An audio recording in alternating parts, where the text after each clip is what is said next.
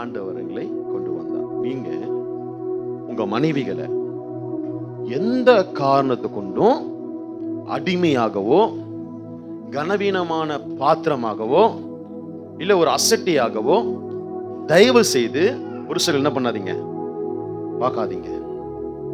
ஏன்னா பைபிள் சொல்லுது, மனைவியை கண்டடைகிறவன் நன்மையானதை கண்டடைவான். அதே போல மனைவிமார்கள் நான் சொல்லுகிறேன், எப்பேற்பட்டவர்களாய் உங்க கணவர்மார்கள் இருந்தாலும் எந்த சூழ்நிலையும் எந்த நேரத்திலும் விட்டே கொடுக்காத மனைவிகளாய் நீங்க இருக்க வேண்டும் என்று சொல்லி ஒரு சின்ன ஆலோசனை. காரணம், புத்தியுள்ள ஸ்திரீ தன் வீட்டை கட்டுகிறாள், புத்தி இல்லாதவளோ தன் கரத்தினாலே இடித்து போடுகிறாள். எங்களுக்கு 2023 ஏப்ரல் 7 காலை என்னுடைய இரண்டாவது சகோதரன் பாபு ஜோசப்புக்கும் ஆஷ்நாத்துக்கும் காலை திருமணம் நடந்தது. அதே நாள் மதியம் எனக்கும் என் மனைவிக்கும் திருமணம் நடந்தது. என் மனைவியினுடைய பேக்ரவுண்ட் என்ன அப்படின்னா, அவங்க சிறு வயதுல திருச்சபைக்கு போற ஒரு குடும்பம். ஆனா சத்தியம், விடுதலை, ரட்சிப்பு, மனம் திரும்புதல், அபிஷேகம் இது அவங்களுக்கு தெரியாது. அவங்க தாயார் கேன்சர் வியாதியில மரித்து போனதுனால அவங்க அப்பா பயங்கரமான குடிகார். அப்பவே ஒரு நல்ல படிச்ச ஒரு எஜுகேட்டட் பர்சன்.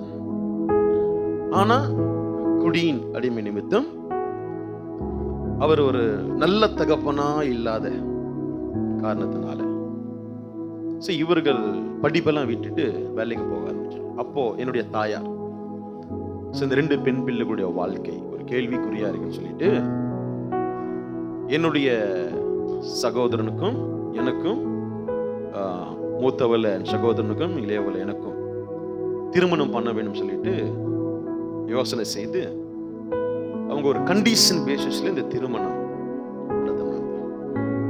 ஒன்னும் வரதட்சணையோ இல்ல டௌரியோ எந்த ஒரு எக்ஸ்பெக்டேஷன் வேணாம், பிள்ளைகளை திருமணம் பண்ணிக்கிறோம்.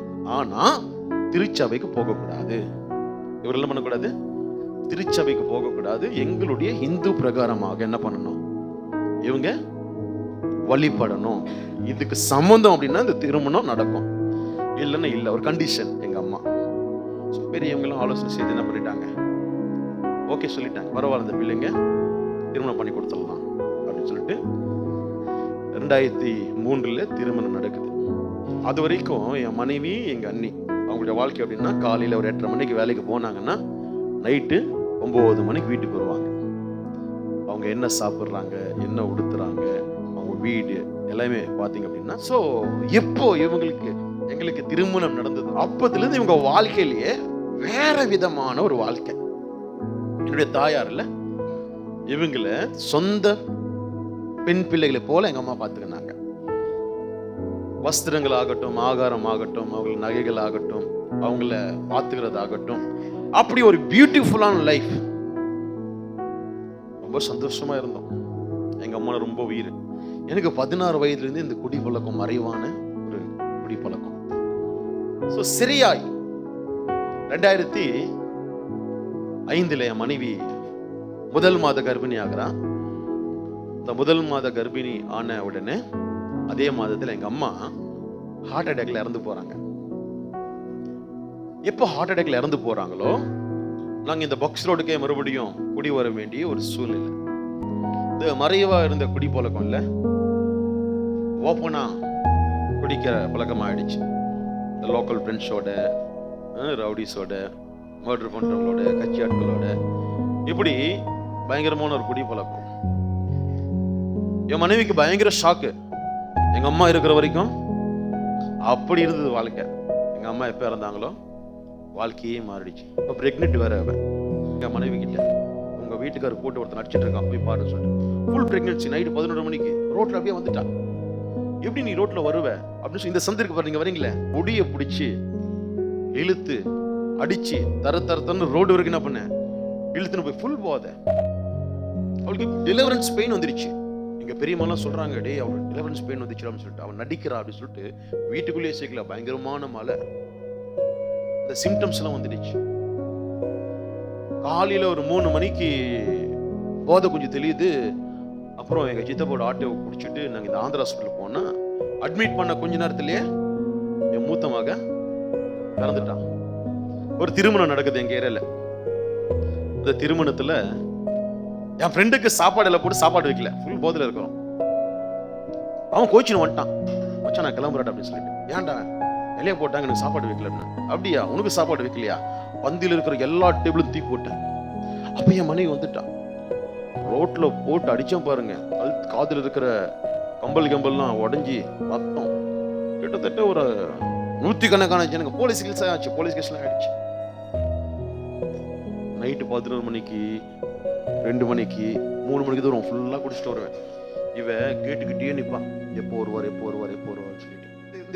இதெல்லாம் நடக்கும் பொழுது அவங்க அப்பா கூட இறந்துட்டாரு. இந்த மனைவிக்கு முன்னாடி அம்மா கிடையாது, திருமணம் ஆகும்போது இந்த சண்டைகள் இந்த பிரச்சனை நடக்கும்போது அவங்க அப்பாவும் இறந்துட்டார். 8 வருஷம் நரகம். எப்படி இருக்கும் அப்படின்னா, என் மனைவியை கேட்டீங்கன்னா இங்க நிறைய பேருக்கு தெரியும், எங்க ஒரு நல்ல காரியம் போனாலும் நல்லா சூப்பரா போவோம், அங்க அடி உள்ளும் பாருங்க. என் மனைவிக்கு கொஞ்சம் நஞ்சம் உள்ளாது. மனசாட்சி ஒரு நாயை ட்ரீட் பண்ற மாதிரி, ஒரு அடிமையை நடத்துற மாதிரி என் மனைவி என்ன பண்ணிருக்கிறேன், நடத்தி இருக்கிறேன். ஆனா எந்த காரணத்தை கொண்டும் இல்ல அவ என்ன விட்டே கொடுக்கல. நிறைய பேர் நான் பார்த்திருக்கேன், வேற யாரா இருந்தாங்கன்னா சின்ன சின்ன பிரச்சனைகள் என்ன பண்றாங்க, புருஷனை விட்டுட்டு உடனே டைவர்ஸ். நான் சொல்றேன் பாருங்க, ஒருவேளை புருஷன்மார்களுக்கு அம்மா அப்பா இருக்கலாம், நல்ல பேக்ரவுண்ட் இருக்கலாம், மனைவிமார்களுக்கு அம்மா அப்பா இருக்கலாம், நல்ல பேக்ரவுண்ட் இருக்கலாம். ஆனா புருஷன்மார்கள் நான் சொல்றேன் பாருங்க, உங்களுக்கு ஒரு பிரச்சனை அப்படின்னா உயிரே போனாலும் உறுதுணையா நிக்கிற துணிறது மனைவி மாத்திரம்தான். அதே போல மனைவிமார்களுக்கு சொல்றேன் நானு, ஏதாவது ஒரு பிரச்சனைனா உறுதுணையா நினைக்கிறது கணவர் மாதிரி. 8 வருஷத்துல என் மனைவி நடிச்சிருந்தான்னா அவங்க சித்தி வீடு இங்கதான் இருக்குது, கூட பிறந்த அண்ணன் வீடு இங்கதான் இருக்குது, சொந்த தாய்மாம வீடு இங்கதான் இருக்குது, அவங்க அம்மாவுடைய அம்மா பாட்டி வீடும் இங்கதான் இருக்குது. மற்றதுக்கு நிறைய சொந்தக்காரங்க இருக்கிறாங்க. என்ன பண்ணிருக்கலாம், உதறிட்டு போயிருக்கலாம் இல்லையா? எல்லாரும் சேர்ந்து என் மேல கம்ப்ளைண்ட் கொடுத்து உள்ள தள்ளி இருக்கலாம். இல்ல எதுக்கு இவனோட வாழ்றது, பேசாம டைவர்ஸ் பண்ணிட்டு அப்படின்னு சொல்லியிருக்கிறாங்க. இனிமே கூட வாழாத, அவனை போலீஸ்ல பிடிச்சு கொடுத்துடலாம், நீ டைவர்ஸ் பண்ணிட்டு உங்களை நான் பாத்துக்கிறோம் அப்படின்லாம் நிறைய பேர் சொன்னாங்க. ஆனா என் கணவர்கிட்ட கொண்டு போய் விட்டுருங்க போதும், வேற ஒன்னும் வேணாம். என்ன கட்டிக்கிட்டு நாய் அடி வாங்குற மாதிரி அடி வாங்கினான். என்ன கட்டிக்கிட்டு ஒரு நிம்மதியான வாழ்க்கைய அவளுக்கு கிடையாது. கடன் பிரச்சனை ஒரு பக்கம், வியாதி ஒரு பக்கம். யாரோ ஒரு சகோதரி சொன்னாங்க, அம்மா உன் வீட்டுக்காரர் வீட்டுல இருக்க மாட்டார்ல, வீட்டுக்காரக்கா ஜெபம் பண்ணு, சின்ன வயசுல சபைக்கு போன இல்ல, வாழ்க்கையை ஆண்டவர் மாத்த மாட்டாரா? சுவிசேஷம் சொல்லி ஒரு 14 பேர் வந்தாங்க பாஷா நம்ம பகுதிக்கு. புல் போதையில அடிச்சு ஓட விட்டாங்களே, எங்களுக்கு அம்மன் போதும், எங்களுக்கு ஐயப்பன் போதும், எங்களுக்கு எங்க குலதெய்வம் போதும் அப்படின்னு சொல்லிட்டு. என் மனைவிக்கு தெரியும், ஜெபிக்கிற விஷயம் எனக்கு தெரிஞ்சதுன்னா என் மனைவியோட நிலைமை என்ன அப்படின்றது என் மனைவிக்கு நல்லா தெரியும். நான் என்ன பண்ணுவேன், கழுத்து மேல காலை வச்சு மிதிச்சு சாகடிச்சு போட்டுருவேன். ஏன்னா I don't like it Jesus Christ. இயேசுனா அலர்ஜி எனக்கு. ஆனா என் மனைவி மறைவாக ஜெபிக்க ஆரம்பிச்சான். எதுக்காக? என்னுடைய ரட்சிப்புக்காக. அதாவது நம்ம உலகத்துல தெரியும், இந்த மாதிரி ஒரு புருஷன் இருந்தானா மனைவிமார்கள் எப்படி இருப்பாங்க. ஒண்ணு குடிச்சிட்டு வந்த ஒண்ணு விசகுத்து சாவச்சிருவா, இல்ல கழுத்து மேல கல்ல போட்டு சாவச்சிருவா, இல்ல இவ்வளவு வேற ஒருத்தோட ஓடி போயிடுவா, இல்ல சூசைட் பண்ணிப்பா. இது நம்ம பாக்குற நியூஸ் தான், இல்ல புதுசு ஒண்ணு கிடையாது. ஆனா எதுவுமே பண்ணல. ஜபம் ஜபம் ஜபம் ஜபம். ஒரு நாள் வாழ்க்கையில தோத்துட்டேன். ஒரு நாள் தோற்று போய் இனிமே நான் வாழ மாட்டேன், நான் செத்துடுவேன் அப்படின்றது தெரிஞ்ச பிறகு என் மனைவி கிட்ட வந்து சொல்றேன், பிள்ளைங்க ஸ்கூல்ல இருந்து வந்த உடனே சூசைட் பண்ணி குடும்பம் செத்து போயிடலாம். என் மனைவி ரெக்வெஸ்ட் பண்ணாங்க, ஐயா ஒரே ஒரு ரெக்வெஸ்ட், ஐயா நீ சபரிமலைக்கு 14 வருஷம் போனேன், இந்த கோயிலை கட்டி கும்பாபிஷேகம்னு பூஜை பண்ண, குலதெய்வத்துக்கு ஆடுகளை வெட்டி பூஜை பண்ண, திருப்பதிக்கு இவ்வளவு மலைகளுக்கு இவ்வளவு இடங்களுக்கு ஏறி இவ்வளவு பக்தி செஞ்ச, இன்னைக்கு செத்து போயிடலான்னு சொல்றிய. எனக்காக நீ அடிக்கல அப்படின்னா, உதைக்கலன்னா, வீட்டை விட்டு வெளியே தள்ளல அப்படின்னா, ஒரே முறை இயேசுவை நம்ம தேடி போவோம். வியாதி மாறிடும், கடன் பிரச்சனை மாறிடும், குடி பழக்கம் விடுதலை வந்துடும் சொல்லிட்டு பயத்தோடு கூட ரிக்வெஸ்ட் பண்ணான். வைத்தியக்காரிய, நீ எங்க அப்பா சினிமா அர்ஜுனு கிட்ட ஒர்க் பண்றாரு, அவரு நினைச்சா என் கடன் பிரச்சனை தீர்த்துடலாம். எவ்வளவு பெரிய டாக்டரை நான் பார்த்துட்டு வந்தேன், டாக்டரே இந்த வியாதியை சரி செய்ய முடியாது சொன்னாரு. நானே ஒவ்வொரு நாள் குடிச்சு முடிக்கும் பொழுது நாலு இந்த கரும்பு தொடக்கூட நான் தீர்மானம் எடுக்கிறேன், என்னாலே முடியல, இயேசு சரி செய்வாரா அப்படின்னு நான் மனைவி கேட்டேன். மனைவி சொன்னா, நிச்சயமா இயேசு சரி செய்வாரையா அப்படின்னா. அல்லேலூயா. சரி, அப்படியே சாகிறது முடிவு பண்ணிட்டோமே, ஒரு ட்ரை பண்ணுவோமேன்னு சொல்லிட்டு முதல்ல நானும் என் மனைவி பிள்ளைகளோட கூட திருச்சபைக்கு போனோம். ஆக்சுவலி 10 வருஷத்துக்கு முன்னாடியே மண்ணோட மண்ணாக வேண்டியவன்.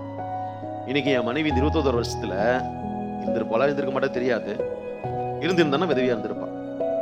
2 பெண் பிள்ளைங்க எப்படி இருந்திருப்பாங்க தெரியாது, அனாதையா இருந்திருப்பாங்க. ஆனா மனைவியை கண்டடைகிறவன் நன்மையானதை கண்டடைவான்.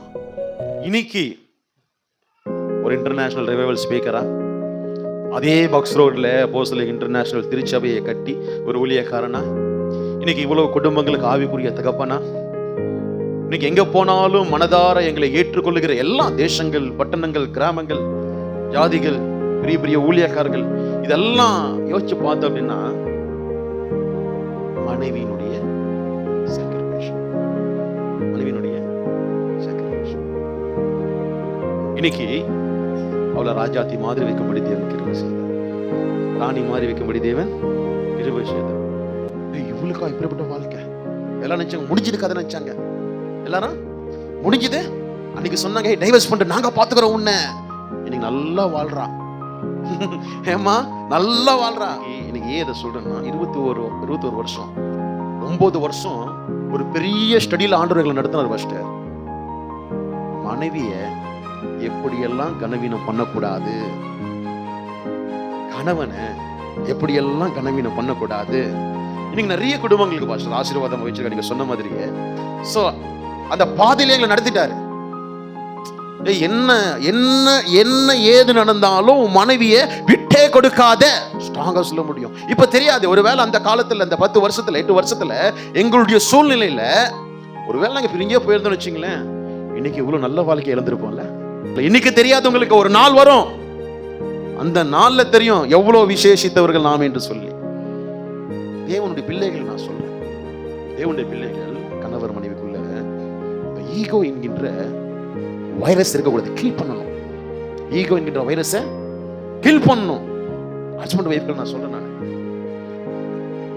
அது ரொம்ப டேஞ்சர். அது உன் சரீரத்துல பாதி இல்ல, உன் சரீரத்துல பாதி. சம்பாதிக்கிறேன், நான் சம்பாதிக்கிறேன், திமிரு, அந்த ஈகோ, அந்த பிரைடு சகோதரிக்கு இருக்கவே கூடாது. ஒருவேளை சகோதரிகள் நீங்க சம்பாதிச்ச கூட சொல்றேன், அது இருக்கவே. எதுக்காக சம்பாதிக்கிற? என் குடும்பத்துக்காக சம்பாதிக்கிற. எப்படி சம்பாதிக்கிற? ஆண்டவர் பலன் கொடுத்ததுனால, ஆண்டவர் வாய்ப்பு கொடுத்ததுனால, ஆண்டவர் ஆசீர்வாதத்தினால. எதுக்காக? உன் குடும்பத்தை சந்தோஷமா சமாதானமா ஆசீர்வாதமா வைத்து, அதுதான் தேவனுக்கு மகிமை. இதுதான் குடும்பத்துல சொல்றேன். இன்னைக்கு மாதிரியே நாளைக்கு இருக்காது. நான் சொல்றேன், இன்னைக்கு பாஸ்டர் சொல்றாரு, நம்மள தெரிந்து கொள்ளப்பட்டவர்கள் 21வது திருமண ஆண்டுல இன்னைக்கு இப்படி ஆசீர்வாதமா இருக்கிறோம் அப்படின்னா விட்டு கொடுங்க. என்ன பண்ணுங்க? விட்டு கொடுங்க. ஒருத்தருக்கு ஒருத்தர் விட்டு கொடுங்க. ஆனா எந்த காரணத்தை கொண்டும் ஒருத்தருக்கு ஒருத்தர் விட்டு கொடுத்துடாதீங்க. அல்லேலூயா. உங்களுக்கு அம்மா இருக்கட்டும், அப்பா இருக்கட்டும், பேக்ரவுண்ட் இருக்கட்டும், அதெல்லாம் உங்களுக்கு சாட்டிஸ்ஃபேக்ஷன் கொடுக்காது. நான் சொல்றேன், உங்களை எல்லா வேலையிலையும் துணையா இருக்கிறது மனைவி மாத்திரம்தான், கணவர் மாத்திரம்தான். I have very bad experience இந்த வெரி குட் டேஸ்ல வருவதற்கு. ஸோ என்னோட எக்ஸ்பீரியன்ஸ் நான் சொல்றேன், be lovable with your family. உங்க பிள்ளைகளுக்கு ஒரு நல்ல தகப்பனா இருங்க, உங்களுடைய மனைவிக்கு நல்ல கணவரா இருங்க, உங்க குடும்பத்துக்கு நல்ல தலைவனா இருங்க. இதுக்கு தான் கர்த்தர் உங்களுக்கு இணைச்சிருக்கிறார். நீங்க எப்போ இதெல்லாம் நீங்க ஆசையா செய்யறதுக்கு நீங்க பிரயாசப்படுவீங்களோ விசேஷித்தவர்களாய் இந்த பூமியில வாழ முடியும். என் மனைவி என்ற ரட்சிப்புக்காக பல உபவாசம் இருந்தா, பல முள்ளங்கால் இருந்தா, பல பல பிரயாசங்களை பட்டா. ஊழிய பாதையில எல்லா விதத்திலும் என் மனைவி மாத்திரம் இல்ல, என்னுடைய செல்ல பிள்ளைங்க, மை பிரிசி அண்ட் மை நிசி, எல்லா சூழ்நிலையிலும் டாடி என்ன சொல்றாரோ அதுக்கு ரெடியா இருப்பாங்க. ஈவன் அவங்களுக்கு எக்ஸாம் இருக்கட்டும், டஃப்பான எக்ஸாம் இருக்கட்டும், எப்பேற்பட்ட டயர்னஸ் இருக்கட்டும், அப்படியான குடும்பத்தை ஆண்டவர் பண்ணிக்கிறேனுக்கு அதுக்கான தேவனை மகிமை. இயேசு கிறிஸ்துவை நாங்கள் ஏற்றுக்கொள்ளும் பொழுது 25 லட்சம் ரூபாய் கடங்காரன். ஆண்டவராகிய இயேசு கிறிஸ்துவை நாங்கள் ஏற்றுக்கொள்ளும் பொழுது பயங்கரமான குடிகாரன். ஆண்டவராகிய இயேசு கிறிஸ்துவை நாங்கள் ஏற்றுக்கொள்ளும் பொழுது நான் ஒரு வியாதிஸ்தன். ஆனால் இன்னைக்கு இந்த 21வது வருஷத்துல அப்போஸ்தலிக் இன்டர்நேஷனல் மினிஸ்ட்ரிக்கு ஒரு ஃபவுண்டரா, ஒரு சேர்மனா மாத்திரமல்ல, என்னுடைய பிள்ளைகள் ஒரு நல்ல எஜுகேஷன்ல படிக்க வைக்க, ஆண்டவருடைய கிருபையினால அநேகருக்கு ஆசீர்வாதமா இருக்க, அநேக எதிர்க்கும் 19 தேசங்கள். கடந்த வருஷம் நான் குடும்பத்தோடு கூட கொரியா தேசத்துக்கும் சிங்கப்பூர் தேசத்துக்கும் ஊழியம் நிமித்தம் போயிட்டு வர தேவன் கிருபை செய்தார். தொடர்ந்து இந்த வருஷம் குடும்பமாக ஸ்ரீலங்கா தேசத்துக்கு போகும்படி கிருபை செய்தார். 21வது வருஷம் என் மனைவி நான் டெடிகேட் பண்றேன். இந்த 21st இயர் என்ன பண்றேன், இந்த டே கர்த்தரால் உண்டான நாள் தான். அதுக்கு பாத்திரம்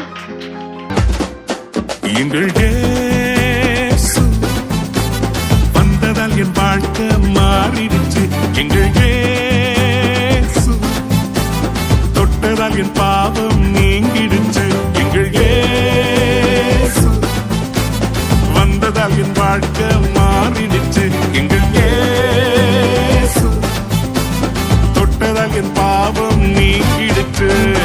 இயேசு வந்தாலே, என்னோடு நின்றாலே, வாழ்க்கை மாறுமே, எல்லாம் நடக்குமே. இயேசு வந்தாலே